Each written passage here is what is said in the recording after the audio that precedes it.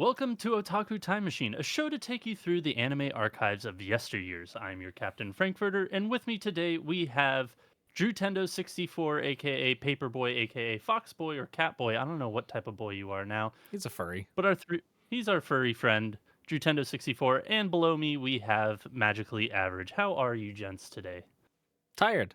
Great. Yeah, yeah, it's a wonderful sleepy day. I You probably wish it napped were a all day, sleepy you little day. cat boy. Don't even No, I try. worked all day. I wish. I wish I could sleep all day, but unfortunately, no sleep for the wicked. We had anime to watch, and we also had work to do. But more importantly, we had anime watch, and today we will be reviewing Blood Lad, a show that came out in 2013. It was one season long, 10 episodes long. You can currently watch it if you are in the States on Hulu. If you're in Canada, Drew, I don't know where you went, but you had to sail the high seas, I believe, unfortunately, because it was not available in Canada. So, very sorry to have you do that. But we appreciate you nonetheless. But today we'll be reviewing Blood Lad. I wanted to get your spoiler free, just overall thoughts about the show. What did we feel about the show? Was it good? Was it bad? Was it somewhere in between? Not everybody at once. Um, that's really how I feel. Is a weird gasp of air. Yeah. The first That's episode had me believing something was going to happen and this show was going to take a certain course, and then as it went on, it was like nope, nope, and then I got more and more let down. Yeah. yeah. Didn't think there could be a worse version than Soul Eater, but they definitely proved me wrong. Uh Yeah. and I love Soul Eater too, don't get me wrong, but like Blood Lad was I like it had elements that would make a good anime, but all of the wrong elements to make it the one of the worst anime. Like it's unfortunate. It is. They basically they I read half the recipe and were like, "I got the rest from here," and then effectively made like a nuclear bomb at the end and was like, "Oops, this was supposed to be a cake." Like I just Yeah. it's so bad. Yeah, so my just kind of general thoughts going into this was I had heard good things through various people and like good to like this was fine. Um Going into episode 1 and 2, I was like, "You know what? This has potential to actually like I see where people are coming from saying that like yes, this is a good show or this is like, it's fine." And you made the comparison to Soul Eater and near the end of it I was like, "This is really just a bad Soul Eater." Like I see the kind of comparisons between the two of kind of just the human realm and the demon realm, but also just like the different types of people, etc. Yeah. um However, just the more this went on, yeah, Drew and Magically Average, as you both said, it just got progressively worse. It didn't go places that I thought it would go, and then it went places that I didn't expect it to go, and some things were good. I think some things had potential, and if we ever got a season 2, it might have been a bit better, like to flesh some of these things out. But I don't really have faith that it would have. You could go out and read all 17 volumes of this, but after watching season 1, I am not chomping at the bit to go do that Yeah. by any means of the sort. So, with the overall thoughts out, let's kind of get into the rubric we want to get through. We're going to talk about the intro and outro sequences, the setting, the characters, and then we will go into full on spoiler mode and talk about the plot and what we thought about the plot. So, to begin with, intro outro sequences. How did we feel about them? Because to me, they were just fine. Like I think that the Yeah, animations was good for the intro, but the outro was just completely boring and whatever. And then the song for the intro was just fine. it Yeah. usually like or not usually. Currently, I have a playlist of just like anime theme songs that when I need to hunker down at work and get stuff done, I put it on full blast and I go through it. This opening sequence was so far away from even being considered for that playlist that like I didn't even bother looking up who did it. And I'm gonna be like played for this, but I skipped the sequence as often as I could, as often as I remembered to. Yep. Just because it was more like the whole thing about opening sequences is that they spoil the season. But all this thing really did was like, hey, look, it's everyone you're gonna meet without explaining any relations whatsoever, and we don't care. Get to the show. Yeah, like they showed off one of the female characters where they had like a mask on and then they kept taking masks off to reveal their face and I was just like, when are we gonna meet this character? And like I think it was episode 5 There or was 6, like halfway through, it's like, oh, there they are. there was a character. There were two characters that we didn't meet until episode 9, I think. Yeah. Yep. Like, yeah, I I'm always of the mindset that you watch an anime opening and ending sequence at least once, and then make your determination then if you want to continue it. You should never just skip them altogether. Give them at least a try. This was an easy like, yeah, I don't need to do this. It didn't have a great song. The opening sequence was just like, I guess, to hook people in through horniness. It was just unnecessary. It was the first You're the not first wrong. No, thing you're is not wrong. the first thing is the main character on a cross, like passed out, Yep. or I shouldn't say the main character, but one of the main characters, and like she's passed out, and of course they're just gonna accentuate all of the features that they want onto the female, like the female character, and then like you watch the first episode and you're like, that never even happens. That's the only time in the entire anime where like you would expect her to be like on a cross, and it doesn't happen. It's just like, I don't even think there were any crosses in the show. And if there no, were, they were very brief yeah, no, there to the wasn't. point that they were forgettable. I understand what they were trying to do with it. It didn't leave like any sort of impact, I guess. And the ending sequences are always throwaways. I don't want to be like a pessimistic person, but even in today's anime, there's like not many great endings. There really aren't. Like I skip most everyone. The only one that I've been watching consistently is the ending to My Dad is a Villainess, because that one's just incredible. Like all From the bureaucrat to villainess, my dad's reincarnated. yeah, it's just a big samba dance. It's great. But like all the other Yeah. ones, like even like Solo Leveling, Apothecary Diaries, like all these like big ones Yep. for this season, I'm like, I could skip the ending after watching it the first time. I don't need Yeah, to. I feel So like the last like true ending I really didn't skip was from last year. It was Oshinoko season 2.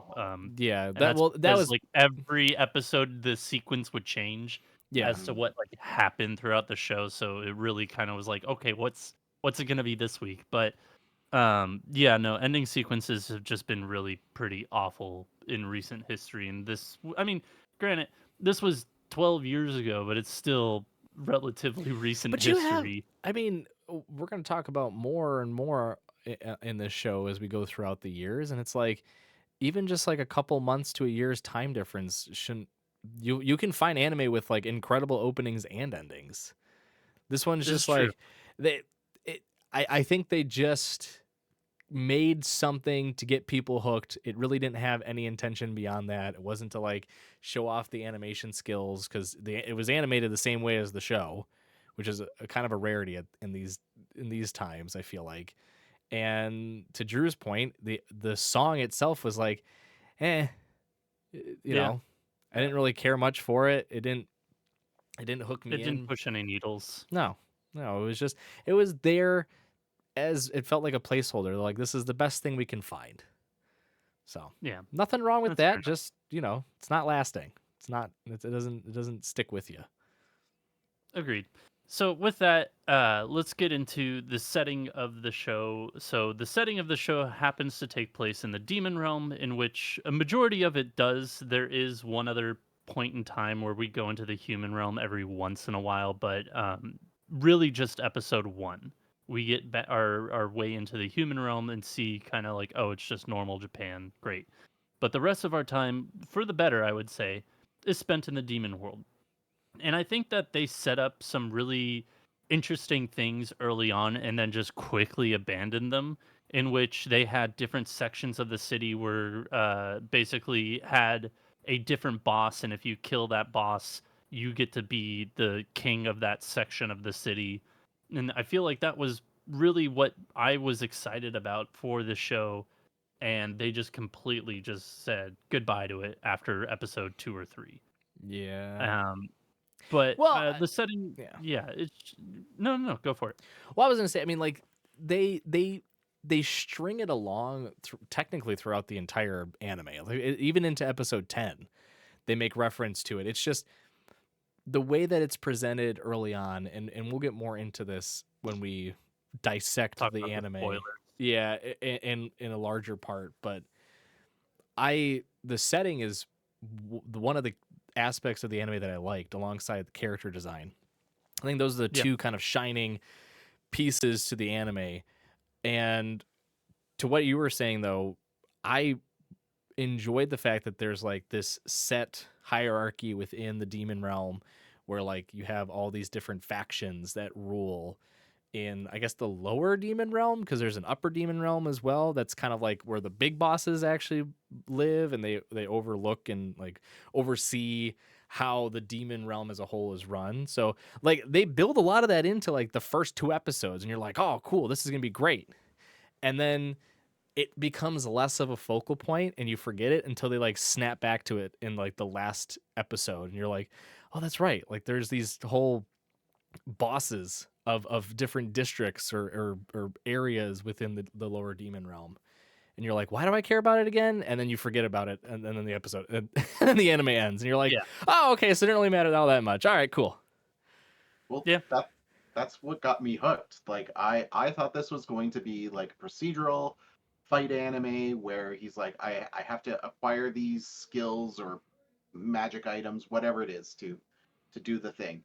And I thought we were gonna go from area to area, leveling up the main hero, getting them like into like gang battles, kind of similar to like there was that high school battle anime, like not Tenjo Tenge. Windbreakers.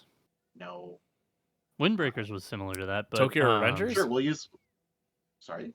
Tokyo Revengers. Yeah, let's use that. Yeah. So I'm thinking of one that's a little etchy and I forget its name. But anyways, so You're not thinking of that's where Cromartie I High, got. are you? No. Okay. I do need to watch Once that. you say it, Cromartie High is so good. I do need to once watch you that. say it, I'll know. But anyways, no, that's where I got excited. The setting is a really interesting point to me. I like it when you have a real world and an alternate world and seeing those clash. And again, really cool idea, executed poorly. Yeah, I agree. Um, without getting into too many more spoilers, we're gonna move right on ahead to our characters. Now, Tyler, you had kind of I know your camera just turned off, but it's fine. You can still talk. But the character design for this show, I think you were correct. Like, I really enjoy the character design. It almost gave me a kind of Soul Eater esque feel to it. But our main characters that we had in this show was Stas Charlie Blood, Fuyumi Yanagi, Hydra Bell, Wolf, and then a large list of Yeah. supporting characters, which we are not going to go into. But yeah, Drew, I want to start with you though. Like, what were your thoughts on like characters design, character just kind of like not necessarily background, but just like the character presentation themselves, and also like how they felt in this world? I had a really good connection with like the first time you do meet Stas. He did feel like he is a vampire, that he is a bit of a bum, that he's the reluctant hero because he's designed to look that way. He dresses a little shabby. He doesn't look like he's well. He's just kind of like there. And then you have his big bodyguard buddy who's the stereotypical strong man that every reluctant hero has, and it set up a good precedent to be like, okay, like he is the boss. He's obsessed with Earth. He's a couple years behind in current events, whatever it is. But he really felt that he was that character, and it wasn't just like someone copy pasted Soul Eater to borrow the theme. Um, I One of the main notes I have about character design is, have I watched this show before?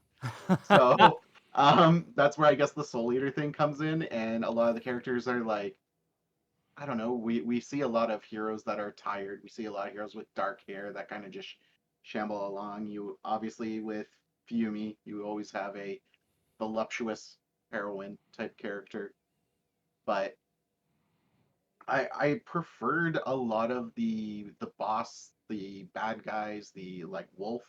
Also reminded me of Hitsugaya from Bleach. So Yeah, he does I could see it. he does a certain angry face, and I rewrote that note. Have I watched this show before?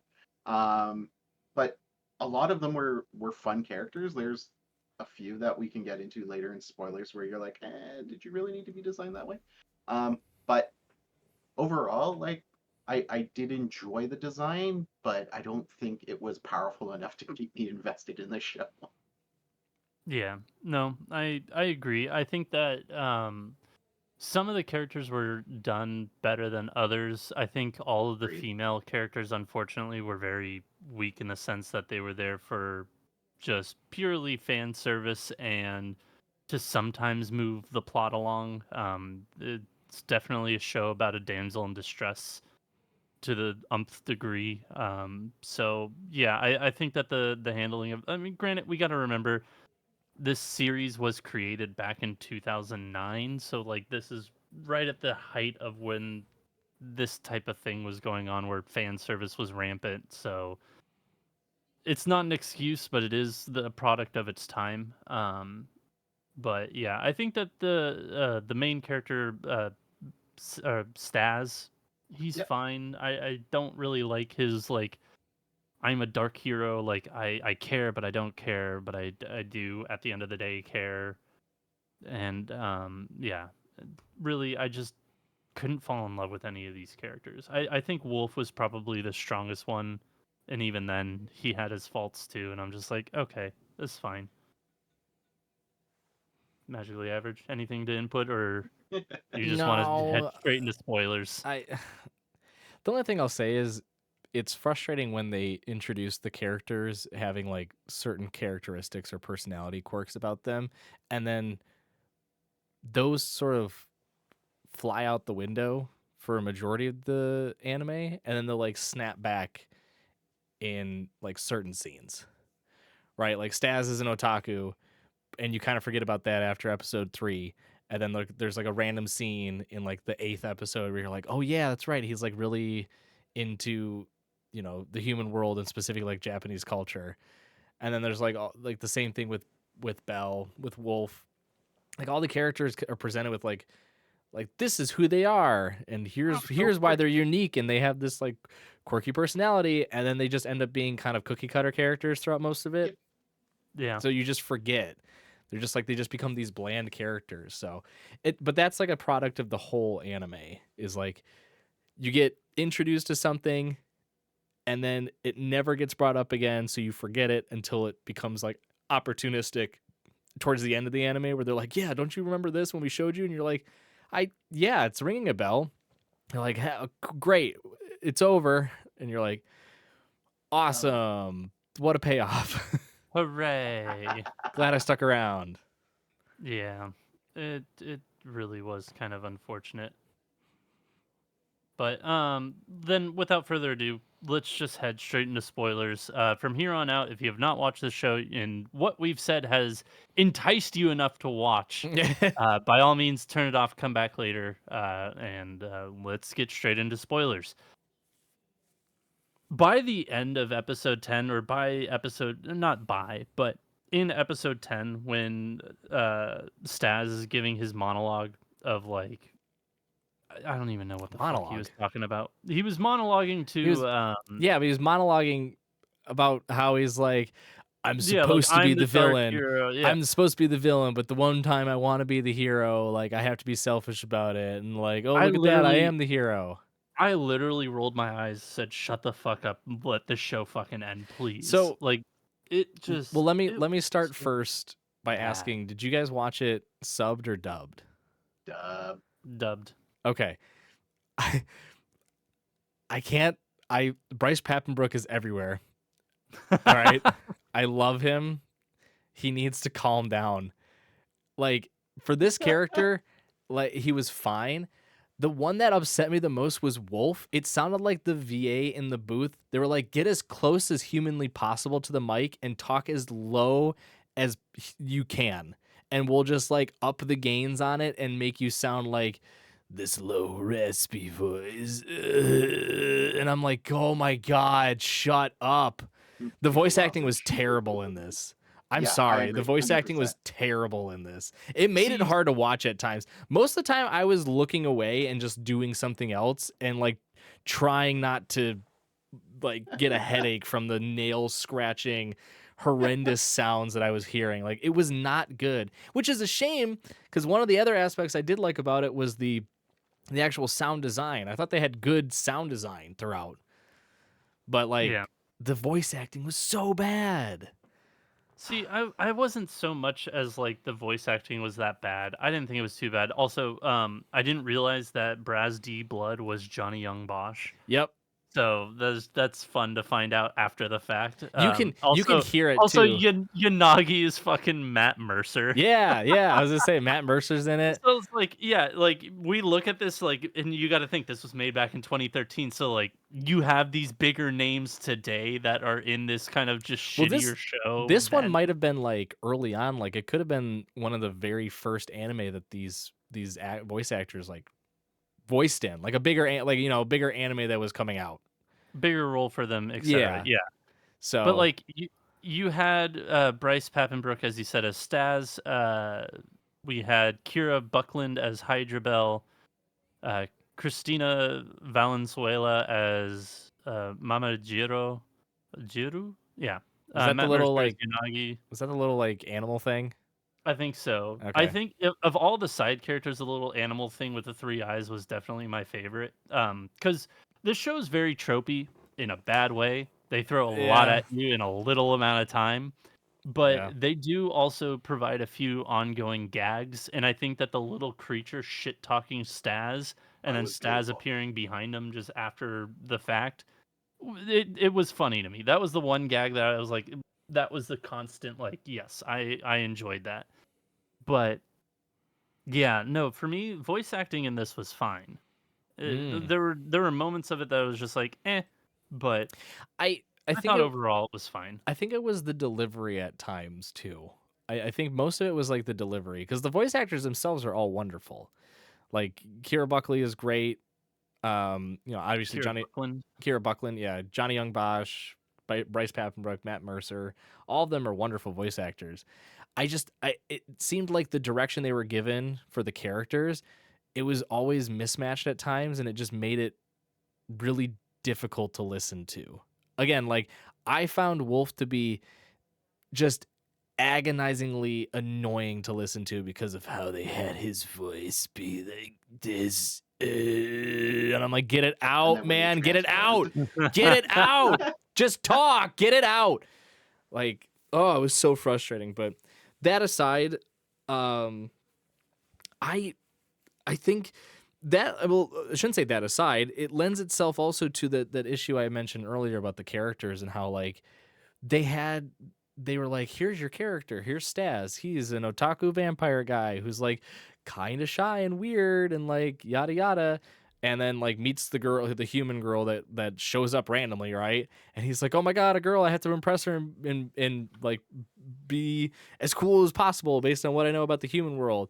And then something happens to her. Spoilers: she dies. And then he's like, I don't give two shits about you anymore. And they make like a really stupid explanation for why. It's like, well, she doesn't have like that particular blood and because she's like part demon. And I'm like, that's a crutch, right? Like that's something yeah, stupid. Like that's dumb, right? And then you think like, okay, I guess that means you can make him an asshole towards her because apparently all anime back then had to have the main character, the MC, be a total douche nozzle to the lead female character, but the female character still for some reason likes him. yep. Who? Also, Why? I've come to the realization why nobody really liked Wolf's voice actor or voice. You want to know what else they were? Back in our Uh, childhood, oh God. they were Eugene from Hey Arnold. Not That Eugene. Yeah, the little redhead with the fucking like plus sign for a face. Yeah, but no, it's fine. But yeah, more onto the spoilers. I really kind of sorry, Drew. We'll get to you next as to what you think, but because I know you've been very silent right now. really for me, when we talked about the setting and how they had like kind of the area bosses, and we thought like, oh, this is going to be basically a battle royale. You go from one to the next to either a level up, get more information, etc., for how to revive this girl. I think that would have been perfect. And then they throw in randomly like, hey, we got to go up to the upper demon world, and the upper demon world is ruled by a king, and the king so happened to kill the main character's dad. Ooh. And it was really just like, let's abandon the lower world as fast as possible and just never look back, really. And I think that that is a shame because if they had kept that, I think it would have been a heck of a lot better. But that's just kind of my 2 cents. Drew, we Yeah. haven't really heard from you on this No, no, segment. no. I Please wanted, I go off. wanted to be, I wanted to be polite. But I wonder how much of How this show. Canadian of you. Yeah, politeness. I wonder how much of the manga suffered maybe from like a very intense editor who was like, "You're losing this demographic. Try this," or "I think this idea should come later," because it seems like as a series, it's trying to do a lot, and when you end up doing that, you can't really focus on anything. Now, every once in a while, the animation budget would just be like, we're gonna save as much money as we can. We're not gonna like show people's faces talking. We're gonna use cutaways or whatever to make the fight really cool. And originally, I was like, cool, it's gonna be a demon fight anime. This is gonna be fun. And then they just use the same like special attacks all the time, and it's like, Yeah. oh, it's the one trick pony fight. Okay, almost every episode is the exact same format. Like, let's go talk to this person to get more information. They won't give it to us for reason X. We're going to fight them. Then we're going to talk more. And then probably a new person's going to come that we have to fight. Or we have to team up and fight because the power of friendship. Um, Nothing like really after those. Like, I think it was episode 4. Like, I kind of was like, okay, this is what this show's going to be. It just turned into your stereotypical shonen fight show. The music isn't great, but when the animation does hit, it does. Like, it's got some really cool fight effects, and even you were touching on it earlier, I think, Frank, where he's such an otaku. He gets into this one fight. He's like, you know what I'm gonna do? I'm gonna use my full power on you. I'm gonna use the ultimate attack, and because it's a dub, there are so many restrictions on what you can and can't say. So he starts the full sentence of God. "ka May," Yeah. and she's like, "You gotta stop saying it! You gotta stop saying it!" So And like, No, she's no, like, no, no, no, no, no, no, no, no, no. no. We don't exactly. own So licenses to that. We can't do that. It's like please, fucking. It's the opposite of that time I was reincarnated as a slime in Slime season 3. They full on do like Street Fighter moves with the names and the Oh, Kamehameha. Like I it's so great. I was But thinking of 100 Girlfriends where they constantly make references to other IP, but most of the time they have yeah, to beep it. oh yeah, yeah, like Gintama did that for the Yeah, longest time. They're like, "Aren't you from Damn?" And they're like, "What do you mean?" yeah, He's yeah. like, "You have a giant robot with a sword," and you're like, "What kind of sword?" A beam type of one. And they're like, "You can't say that together." He's like, "What do you mean I can't say it together?" Anyways, yeah. it No, was I agree. yeah. It there were, again, I really wanted this to be the let's go to the next sector, get the information, put the pendant together, whatever they were trying to build, because even that fell apart because at one point it was like, we'll get your soul back. No, no, no. We have to rebuild your soul.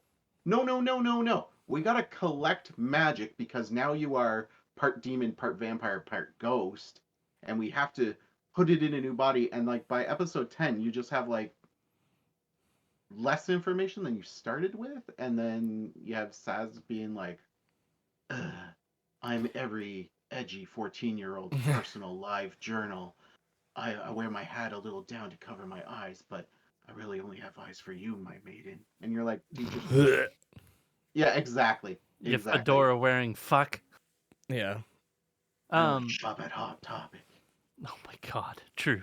You're a little too good at this. Stop. Oh, Yeah, so looking at the Wikipedia real quick, by the way, just to give some context, 17 volumes, as I said at the top of the show, or top of the spoiler segment. They got through 6. So in that was 10 episodes. so that was what I was gonna bring up, because my whole issue, and it's an extension of what Drew was just talking about, is that this anime fails at creating an identity for itself. Yeah, it Like never stayed on course. it's doing everything it possibly can in such a short amount of time that it completely detracts from like the rest, like anything that you can take away positively from the anime, right? It is effectively impatience incarnate. They could not stop just introducing new things and new objectives and new plot lines and new characters for those plot lines. Eventually, I would even make the argument that for the latter half of the anime, the main character was actually the brother, the older brother, who was doing all of the stuff with the demon castle and the king and stuff. Like, he had more of a focus than even Stas did. Yeah, So he had a better plot and plot yeah, progression than Stas did. he had like, I would say most of episode 9 and a good portion of 10 were like just him, and he had some good setups through like 6, 7, and 8 as well. So like it was just really weird. And I know I don't want to use the argument because I've used it in the past, and I feel like it is somewhat unfair to say, like, you know, there's so much left undone, if only it had more seasons. And it's like, well, it's 2025. I doubt that we're gonna get a second season of Blood Lad 13 years later now, right? Nobody's clamoring for it at this point. So it's But like one fan. yeah. So you look at, if like looking at it in just an isolated, like it, as if you were watching season 1 knowing that, or like expecting there to be a season 2, right? If you look at it from that perspective, season 1 is still objectively bad. Yeah. But you can see the setup for like what they were going to do in season 2. It's just they tried to do way too much that nothing was ever going to have closure to it.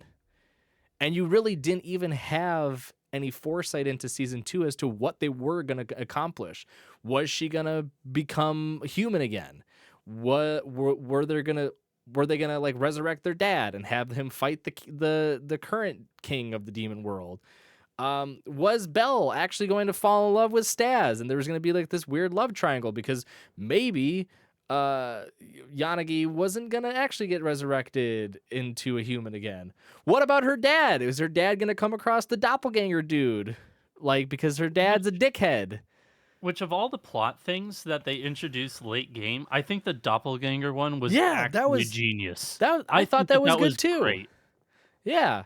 I Yeah. like that. I think it unfortunately though, kind of to what you were just saying, because it was put in like episode 9 or whatever, it felt like a weird, just like forced in, like, oh, by the way, this is something that, Explanation. yeah, like this is just something that happens. Everyone knows it, sort of thing, right? Like that. So I'm gonna keep rambling. I'm gonna turn into this anime because I'm not gonna be able to get my You are. This episode is just gonna be you. It's fine. no, I just, because I made mention that like I really enjoyed the two like shining pieces to this were the setting and the characters, like the character design. Yeah. My biggest gripe with the setting though, because there is like one big issue, and you pointed this out almost at the very top, is that they like establish how there is a connection between the human world and the demon world, and we see it right away, and then we don't really see it throughout the rest of the anime. But then when they introduce the whole like, oh, doppelganger thing, right? They make it seem so easy for them to transition between the human world and the demon world. And you're like, wait a minute. You have to rewind your brain. You're like, blah, blah, blah, blah, and you're like back to episode 1. You're like, didn't they talk about how it was extremely difficult to transition between the human world and demon world, that you needed this black curtain? And Yeah, I was just gonna expensive. say that, It 'cause- was expensive. It Yep. required very, very like high level magic to do this. Security as well. Just Yeah, like, why like, are you there's- going? What are you going for? There's so much that goes into it. And then like episode 9, the mom, who we find out is the mom for both Belle and Yanagi, is like, oh yeah, I would just drop down Pop to on Earth in. every once in a while, and Yeah. nonchalantly, and I'm Open like, the portal. what? And then to go even further, there's that awkward thruple meeting of like, who should I live with? The human, Yeah, my that was human weird. husband or my demon husband? And I'm like, my dude's just sitting there at his kotatsu eating snacks, just casually as can be, with two demons. Like this is just a regular Tuesday. Like this is my life. I was waiting for Japan. the phrase This like is the my life and this is my wife. yeah, like like the stupid daytime television The logo outro pops up. thing. Yeah. Seinfeld just outro. Yeah, there you go. Just I was like, there were so many pieces to it that as the anime progressed, you realize like, okay, nothing's gonna be accomplished. They have there's no end in sight for anything that they've introduced to us. Yeah. But they kept layering more shit where you're just like, just finish what you started, man. Like, stop what you're doing. Take what you have already built and just wrap it up. Like, stop making more.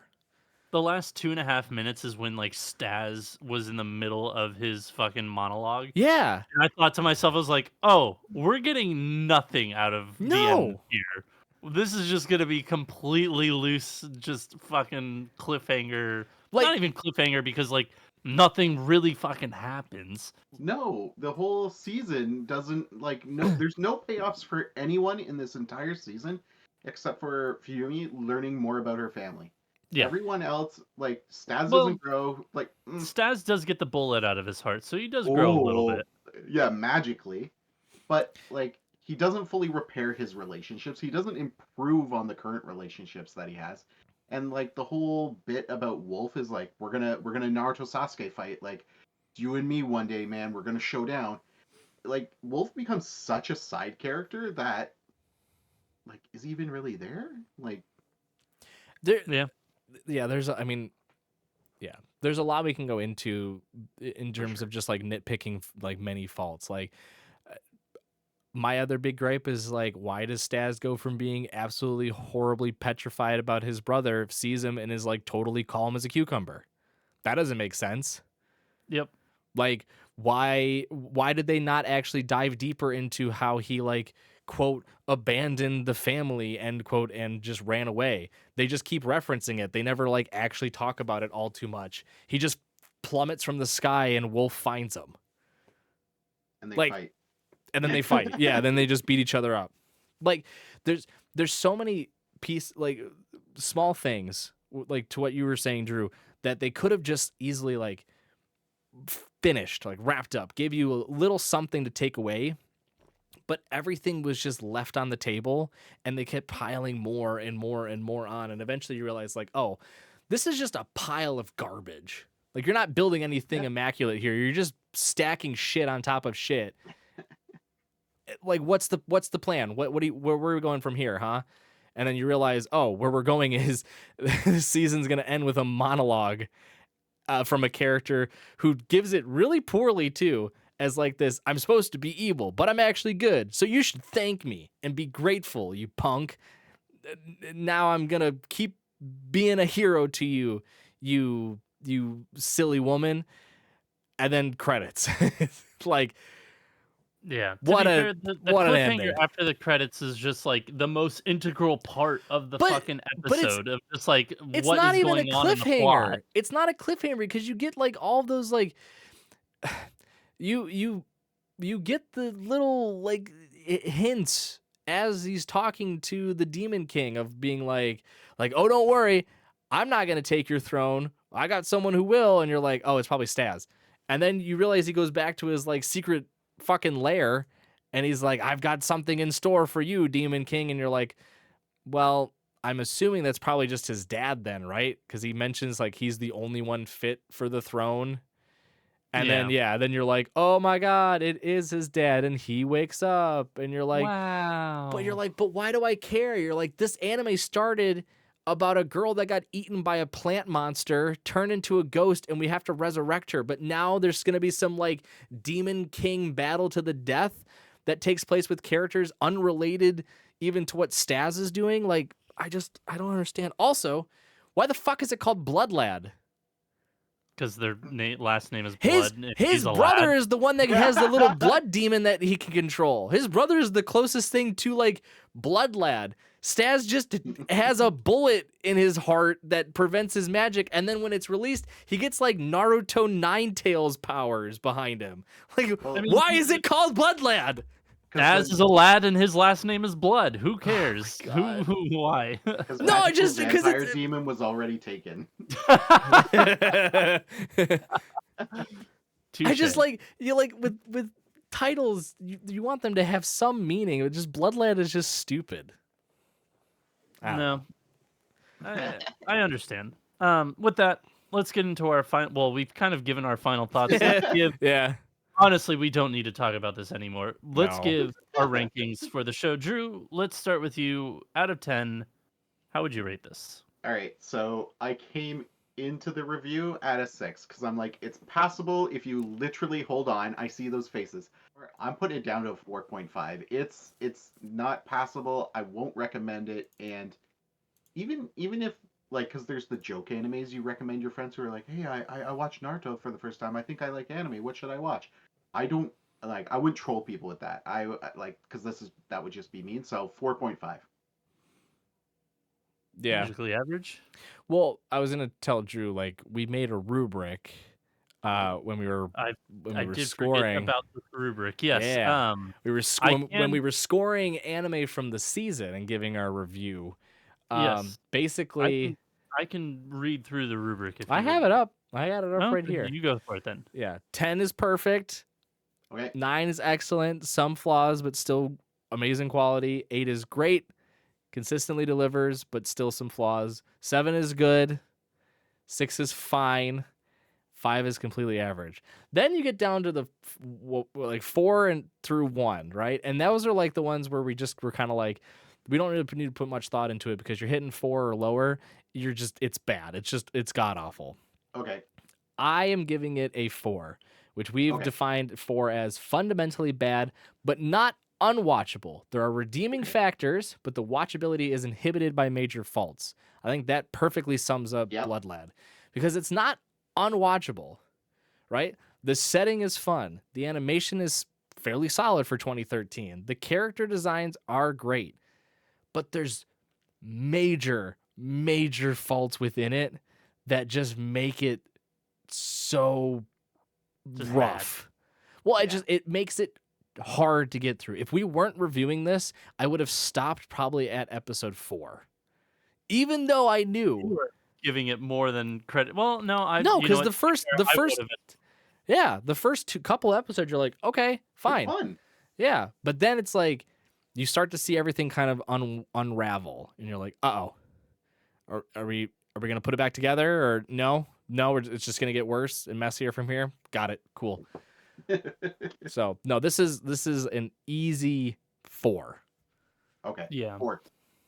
I came into this conversation as 5. It's completely average because there were things that I liked about it. But after remembering the fact that we made a rubric and what the fuck it stands for, yeah, it's a 4. It is without a doubt a 4.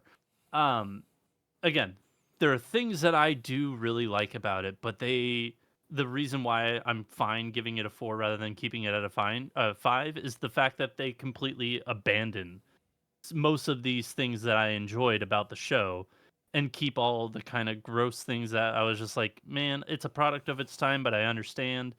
And then just go off the rails with a nonsensical story that just kind of is just reaching for straws at that point.